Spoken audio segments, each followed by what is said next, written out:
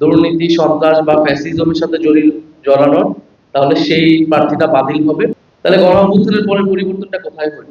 অর্থাৎ সংস্কারের পক্ষে কিন্তু কেউ ক্যাম্পেইন করছেন। আমাদের দলীয় সাংগঠনিক যারা যদি কাজ করেছেন, এর বাইরে থেকেও আমরা যারা বিভিন্ন পেশার মানুষ রয়েছেন, শিক্ষক রয়েছেন, ডাক্তার রয়েছেন, ইঞ্জিনিয়ার রয়েছেন, আমাদের প্রবাসী বাংলাদেশিরা রয়েছেন, তাদেরকে আমরা মনোনয়ন দিয়েছি এবং আমরা বলেছিলাম যে আমাদের এই যে মনোনয়ন তালিকাটা সেটা হবে অন্তর্ভুক্তিমূলক।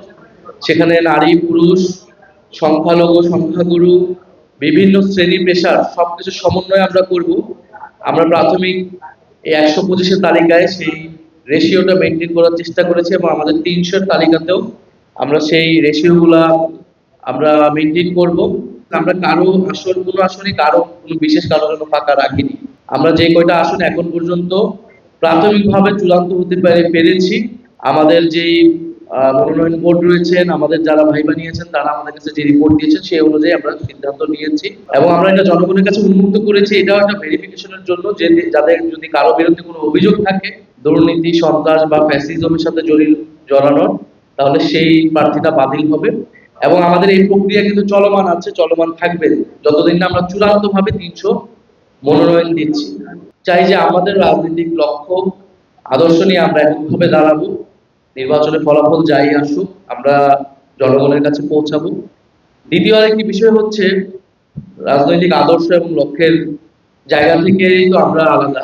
আমরা বারবার বলেছি যদি গণ অভ্যুত্থানের পরে ফ্যাসিবাদ বিরোধী রাজনৈতিক দলগুলা জনগণের আকাঙ্ক্ষা অনুযায়ী, সংস্কারের আকাঙ্ক্ষা অনুযায়ী, তরুণ প্রজন্মের আকাঙ্ক্ষা অনুযায়ী রাজনীতি পুনর্গঠিত করত, নিজেদের দলের ভিতরে সংস্কার আনত, নিজেদের নীতি আদর্শকে আরো ঠিক করত, তাহলে এনসিপির জন্মের প্রয়োজন ছিল না। এনসিপি 7 মাস অপেক্ষা করেছে যাতে বিদ্যমান রাজনৈতিক দলগুলো একটা সমঝোতায় এসে আমাদের তরুণ প্রজন্মের গণ অভ্যুত্থানের আকাঙ্ক্ষা বাস্তবায়ন করে। যেহেতু তারা সেটা করে নাই, যেহেতু তারা নিজেদের দলাদলি অন্তর্মন্দলে ব্যস্ত ছিল, নিজেদের দলীয় এজেন্ডায় কে প্রাধান্য করে তুলেছে, ফলে কিন্তু এনসিপির জন্ম হয়েছে। এবং আমরা দেখতে পাচ্ছি যে সংস্কার ছিল গণ অভ্যুত্থানের পরে অন্যতম প্রধান এজেন্ডা। দ্বিতীয় এজেন্ডা ছিল বিচার। ফলে এই যে সংস্কার এবং এই যে সামনে যে একটা গণভোট হবে এবং গণভোটে যে সংস্কার প্রক্রিয়া বাস্তবায়ন হবে, এই আলাপটাই কোনো রাজনৈতিক দল করছে না। অর্থাৎ সংস্কারের পক্ষে কিন্তু কেউ ক্যাম্পেইন করছে না। সবাই তার নিজের দলের যার যার যে এজেন্ডা, সেই এজেন্ডাকে নিয়ে হচ্ছে ক্যাম্পেইন করতেছে বা সেটাকে তুলে ধরতেছে। অর্থাৎ পুরনো এই গণ অভ্যুত্থান না হলেও বিএনপি যেই বক্তব্য দিত, জামাত যেই জিনিস নিয়ে মানে কথা বলতো, মানুষের কাছে ভোট চাইতো, তারা সেই একই প্রক্রিয়াতেই কিন্তু কাজ করতেছে। তাহলে গণ অভ্যুত্থানের পরে পরিবর্তনটা কোথায় হলো? কিন্তু পরিবর্তন তো হয়েছে সরকারের জায়গা থেকে, আমাদের জায়গা থেকে। ঐক্যমত্য কমিশন আমরা তো চেষ্টা করেছি, সম্পূর্ণ সফল হয়নি, কিছু তো আমাদের অর্জন হয়েছে।